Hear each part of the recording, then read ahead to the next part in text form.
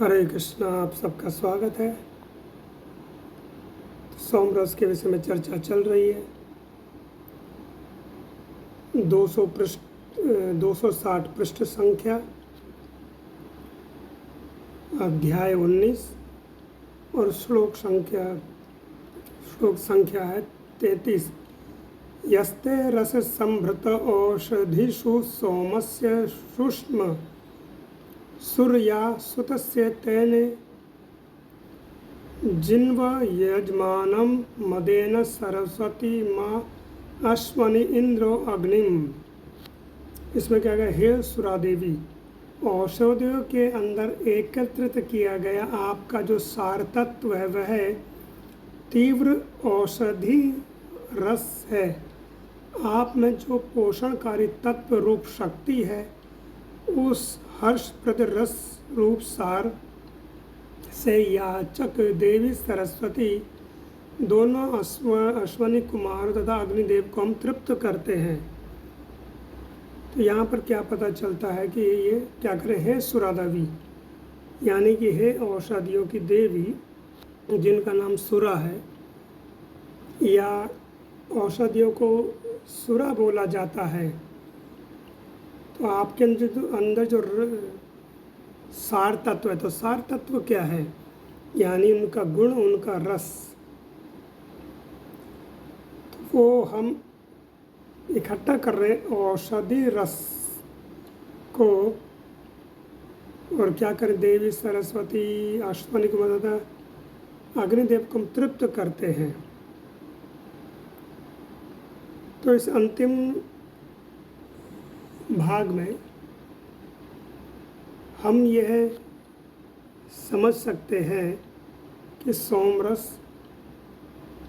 क्या है, एक औषधि है, ना कि वह किसी प्रकार का मदिरा है या नशे वाली कोई वस्तु है। आगे बताते हैं श्लोक संख्या 35 में, यदत्र रिक्तम स रसीन सुत से यदिन्द्रो अपि वच चाभि अहम तदस्य मनसा शिवेन सोमस्य राजा न में भक्ष्यामि। उस सोम का जो कुछ भाग इस सुरा में लग गया है और जिसका इंद्र ने अनेक प्रकार से शोधन कर पान किया था, उस राजा सोम के अंश मात्र को मैं भी अपने शुभ मन से यज्ञ में भक्षण करता हूँ। यानी बताया गया शुभ मन से। तो अगर कोई मदिरा पान करता तो वो अच्छी तो मानी नहीं गई है। शास्त्रों में भी और डॉक्टर लोग भी मना करते हैं कि मदिरा पान नहीं करना चाहिए, उससे शारीरिक हानि होती है। लेकिन यहाँ पर क्या कह रहे हैं, उस सोम का जो कुछ भाग इस सुरा में लग गया, यानी कि जब सोम का यज्ञ किया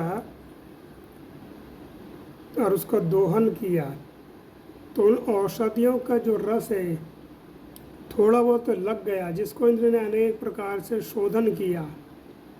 तो उस राजा सोम के अंश मात्र को मैं अपने शुभ मन से यज्ञ में भक्षण करता हूँ, यानी यज्ञ के समय में भक्षण करता हूँ। तो सोमरस क्या है, वो एक औषधि है। ऐसी औषधि जैसे कि हमारी बल वृद्धि, बुद्धि वृद्धि, सौंदर्य वृद्धि होती थी। जैसे कि जो हरड़ होती है, कई लोगों से हर बोलते हैं, आप जो देखें त्रिफला, ये त्रिफला होता है, आंवला, हर और बहेड़, ये तीन वस्तुओं को मिला कर के त्रिफला बोला जाता है, जिसका सेवन करने से हमारा कब्ज दूर होती है, पेट सही रहता है। तो वो क्या है, एक औषधि का रूप है हरण। और बोला गया उसका अगर हरण का हम दूध में मिला करके पान करें तो उससे समय हमारा रंग गोरा हो जाता है। एक हरण में ही ये एक गुण है, दूध में मिला करके।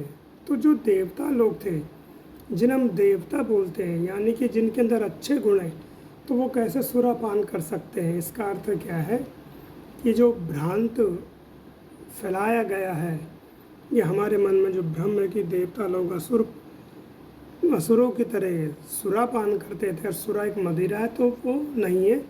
सुरा औषधि को बोला गया है, औषधि की देवी को बोला गया है, और देवता लोग इसका पान करने से हष्ट पुष्ट रहते थे, निरोगी रहते थे।